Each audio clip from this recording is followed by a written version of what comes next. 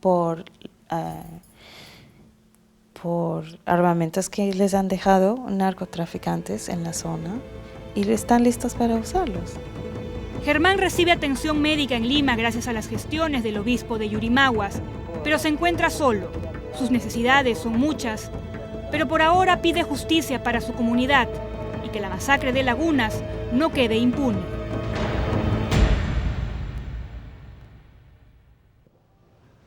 Bueno, aquí en Lima se ha visitado, tengo entendido, a la primera dama, a asesores de la fiscal, asesores de la presidencia del Consejo de Ministros, a la policía, a la defensoría, al ministro de Economía, a la Comisión de Fiscalización del Congreso. Hasta ahora no pasa nada, son semanas y bueno, aquí el alcalde, Rider Padilla, que es de Perú Posible, como si nada hubiera pasado. Dicen que anda medio desaparecido, ¿no? Escondido, pero el hecho concreto es que frente a esta situación de masacre no ha ocurrido nada. Un poco se dejan pasar las semanas y se va creando un caldo de cultivo que es mucho más peligroso.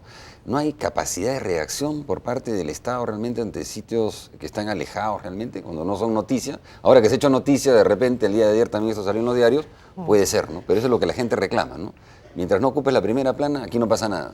No hay ningún mecanismo realmente que permita de alguna manera, ¿cómo se podría atender estos reclamos sociales de manera más eficiente?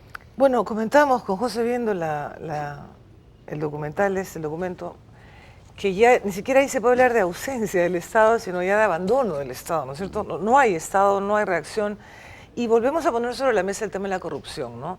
¿Dónde va el ciudadano o la ciudadana que quiere denunciar un acto de corrupción, que quiere encarar a una autoridad? Entonces tenemos, lamentablemente, salvo algunos casos exitosos de lucha con militares presos y dinero que se recogió, en fin, lo que todos conocemos, se ha prácticamente abandonado el tema de lucha contra la corrupción, ¿no? Realmente es una lástima, incluso hay una magnífica propuesta que hizo la INA, la Iniciativa Nacional Anticorrupción, y ahí se proponen una serie de reformas institucionales, porque el tema de la corrupción no pasa solo por decir hay impunidad o tal es el malo, sino por un plan de reforma institucional completa, compleja, que haga posible que estos casos sean cada vez más difíciles y que el Estado tenga capacidad de reacción y que la impunidad no se instale como Ahora, el ministro de caso. Justicia acaba de conformar un nuevo grupo de trabajo para que presente propuestas de corto y mediano plazo. Se ha formado una comisión de gentes independientes, de sociedad civil, de algunos funcionarios del Estado, para actualizar el informe de la INA y hacer propuestas de mediano y corto plazo, y estamos trabajando en eso, ¿no?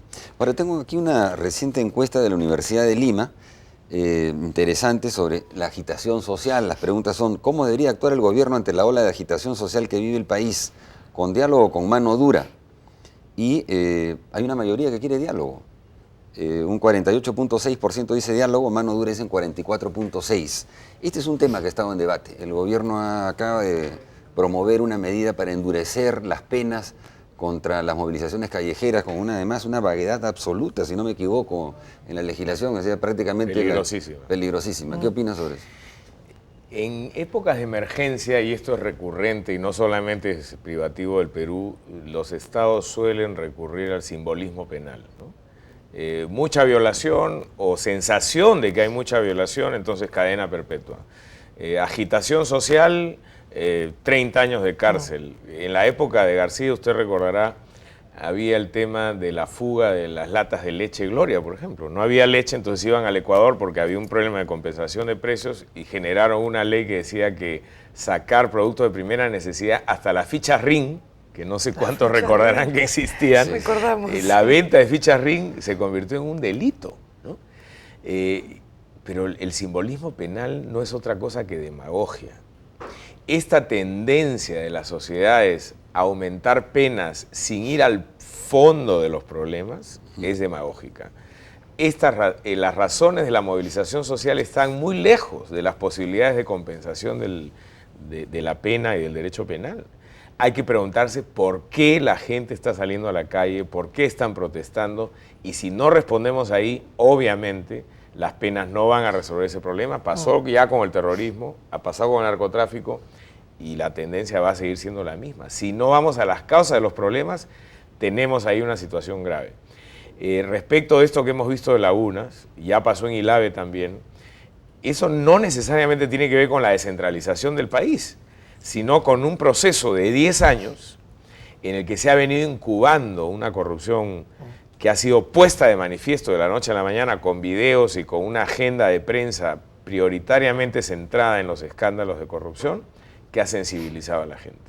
Si nosotros no somos capaces de responder, y lamentablemente el gobierno no ha sido capaz de responder a eso, lo que tenemos es un sistema judicial penal bastante eficiente, diría yo, en la respuesta a ese problema, pero más allá del discurso político, desde el lado de las políticas del Ejecutivo no hay nada. Entonces, la gente está sensibilizada y uno de los elementos, cualquier plan anticorrupción, y estoy seguro que el grupo del cual Pepi forma parte, que ahora van a evaluar las propuestas de la INA para ver qué hacemos hacia el futuro, saben perfectamente que cualquier propuesta anticorrupción tiene 3 o 4 columnas fundamentales. Medidas administrativas de simplificación y detección de dónde se generan las brechas de corrupción, reducción de la discrecionalidad de los funcionarios públicos para tomar decisiones, aumento de la oferta de los servicios y cuarto es desaparición de la impunidad. En la medida en que la impunidad se siga manteniendo como un elemento central, no podemos resolver.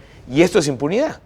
Han habido 70 matones que le han roto la cabeza a no sé cuántas personas en esta comunidad, 34. Llevados por el alcalde, que pertenece a un partido, y sin embargo no hay investigación, la Fiscalía no ha hecho nada, la policía nada. Entonces, si no rompemos el esquema de impunidad, la sensación ¿qué de es lo que verdaderamente verdaderamente disuade realmente a los que cometen los crímenes? Porque no es simplemente, dicen, la pena mayor disuade, asusta al perpetrador, pero en realidad lo que asusta, lo que inhibe al perpetrador es saber que el sistema funciona. Claro, y que va a haber puede tener la tremenda pena, pero si no pasa nada, obviamente no disuade a nadie. Los americanos grafican esto con la figura del palo y la zanahoria. Primero usted tiene que golpear y la gente tiene que estar segura de que la ley los puede castigar, y luego les ofrece una alternativa, colaboración eficaz, acogimiento a ciertas posibilidades. Pero el gran presupuesto, perdóname, el gran presupuesto de estos elementos que mencionabas es voluntad política. Tiene que haber voluntad política para sacar esto adelante. Ahora, un último tema, porque hay en estas encuestas que hace la Universidad de Lima, acaba de sacar una, que interesante ver si podemos asociar una con otra. Dice, ¿existen o no existen rezagos del régimen de Fujimori y Montesinos que amenazan la democracia? Y curiosamente ha disminuido la percepción de que sí existen estos rezagos que amenazan la democracia. Ha bajado de 78.7 en abril, que era más o menos lo mismo también en mayo, a 67%. Y no existen es un 20%, que ha crecido casi al doble de lo que era hace relativamente poco. Y entonces cuando a la gente le preguntan, ¿el clima de agitación social que se vive en el país es espontáneo, provocado? La respuesta es un poco a la inversa, porque dicen, espontáneo, 44%, pero provocado 46%. Pero yo estoy de acuerdo con la opinión pública. Primero, porque esta historia de que el fujimontesinismo es el causante de la crisis del país no es real. Ese es un gran pretexto, ¿no? Montesinos está en un penal de máxima seguridad y su única posibilidad de coordinar es una abogada que probablemente tiene capacidad de hablar con 2 o 3 personas, pero no de montarle a usted un paro de los cocaleros o generar lo de la CGTP que se viene en julio, ¿no? Ahí hay otro problema. Y ¿pero eso, provocado por otros?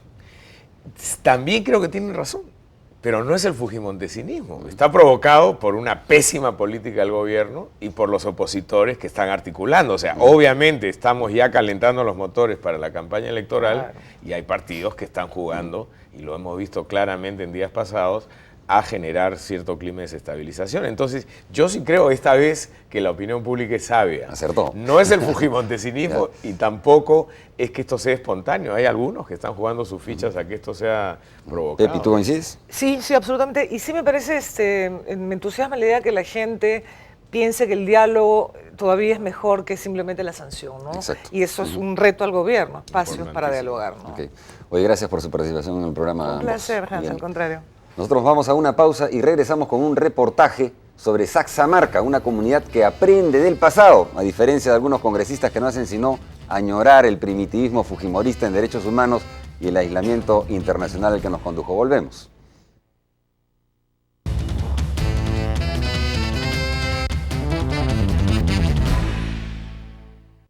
La Asociación Pro Desarrollo Infantil y VK Multicines te invitan a la gran función especial a beneficio. Shrek y Fiona regresan de su luna de miel.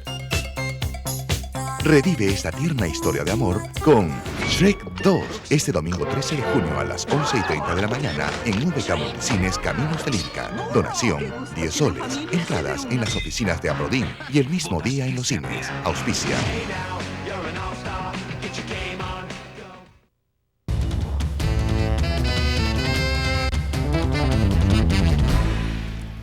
Saxamarca es una comunidad ayacuchana que rememora su historia reciente, convencida de que recordar no es un obstáculo, sino el primer paso hacia el futuro. Su experiencia la conmemora es la conmemoración de su heroicidad y los lazos de solidaridad que despierta. En el siguiente reportaje de Patricia Vice vemos esta emocionante experiencia.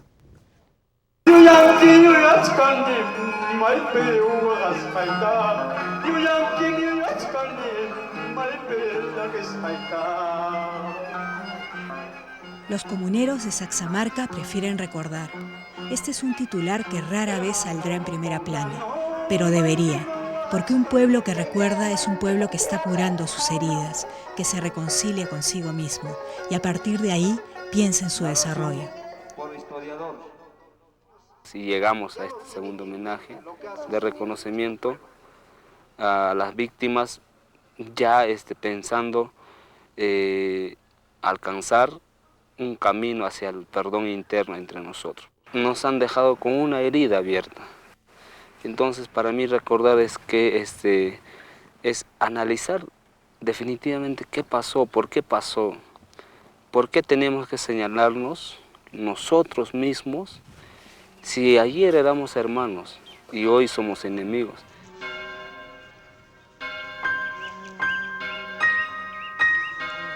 Nadie se los impuso. Por propia iniciativa, los comuneros sienten que les deben este homenaje a sus víctimas.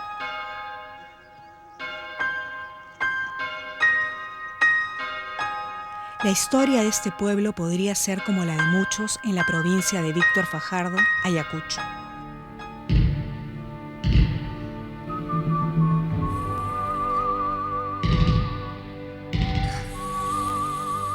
Solo que esta historia de pronto da un giro imprevisto.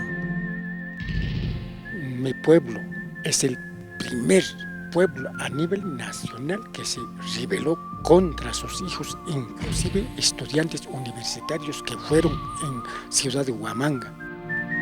Como en una pintura medieval, los muros de esta fortaleza rodean Saxamarca. Hace 21 años, Sendero Luminoso pensó que este aislamiento natural era ideal para sus objetivos, pero se equivocó. En el primer momento, en Saxamarca, al Sendero el pueblo aplaude por sus discursos, pero después, ni pasa unos cuantos días, ellos comienzan a ser autoritarios y si tú no comulgabas con su política, tienes que morir. Y Saxamarca se revela. Querían hacer polvo, pero no la han podido. Porque Saxamarca, como lo decía, es un pueblito organizado, rebelde, e inmediatamente pues no rechazan esos ataques preparados de ellos. Los líderes saxamarquinos senderistas quedan sin vida en una fiesta. Entonces, desde ahí Saxamarca dice no al sendero al 90% y los que estaban de acuerdo todavía con el sendero se van. Pero regresan para vengarse.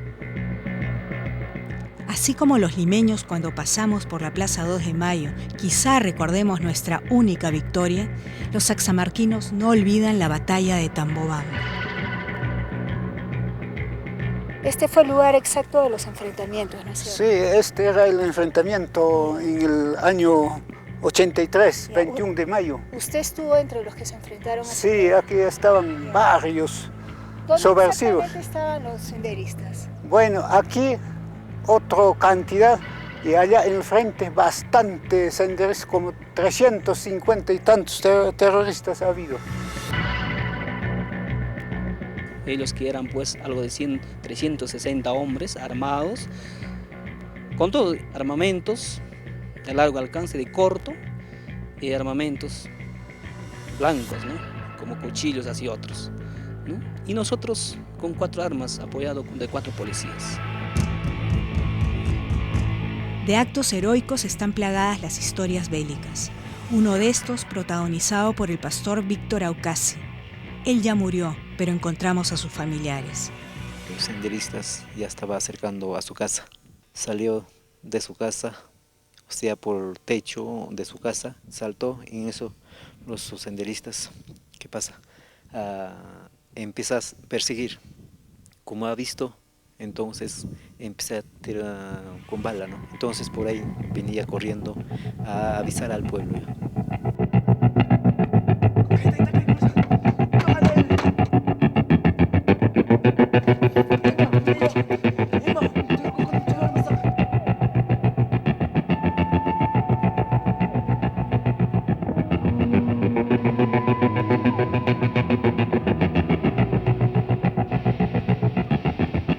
Ese día iba a haber asamblea general en la población, asamblea. Y si no, él no hubiera avisado, ¿qué hubiera pasado con toda la gente reunidos? El objetivo de los senderistas era desaparecer al pueblo como de Saxamarca, como de Huancazancos y Lucanamarca. Aquí estaba el otro Sinchi y el otro fallecido víctima, aquí estaba.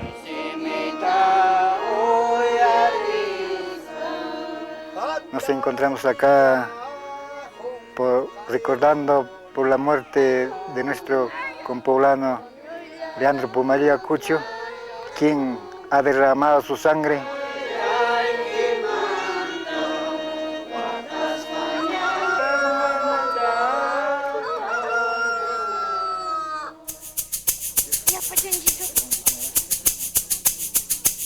A ver, señor, usted es la mayor, la participante en esta maratón.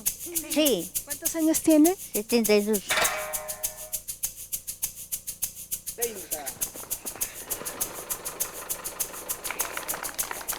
Colectivamente, a través de los diferentes concursos, este pueblo va reconstruyendo su historia, una que tiene en el centro los 21 de mayo. Las calles del pueblo valiente y guerrero solo brinda pedregales.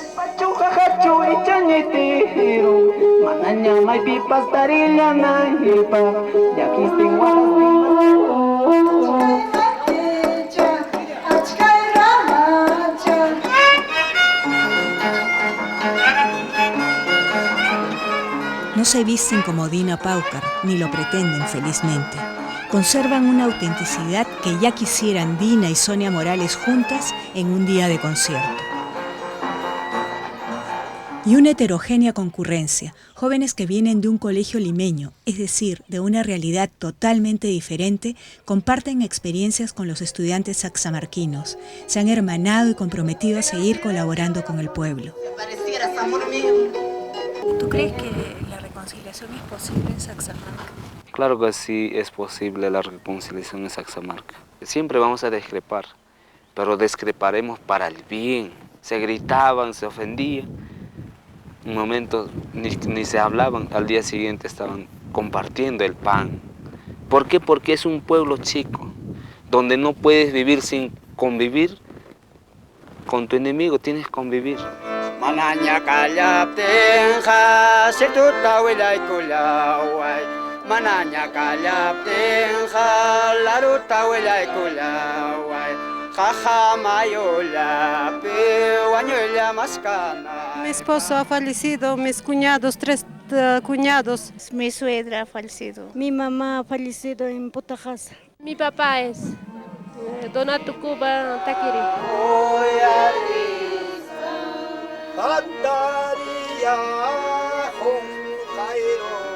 7 añitos, con mis hermanitos chiquitos. Mi mamá, mi papá, mucha falta. Y el acto final no podía ser otro, visitar a sus muertos. Simboliza este cruz. De acá a 10 años, Saxamarca debe ser un pueblo que siempre tendremos discrepancias. Aprenderemos a convivir en tolerancia.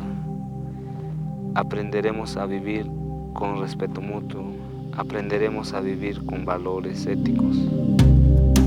Un pasado reciente que ya se ha convertido en historia documentada y que le da a Saxamarca una identidad.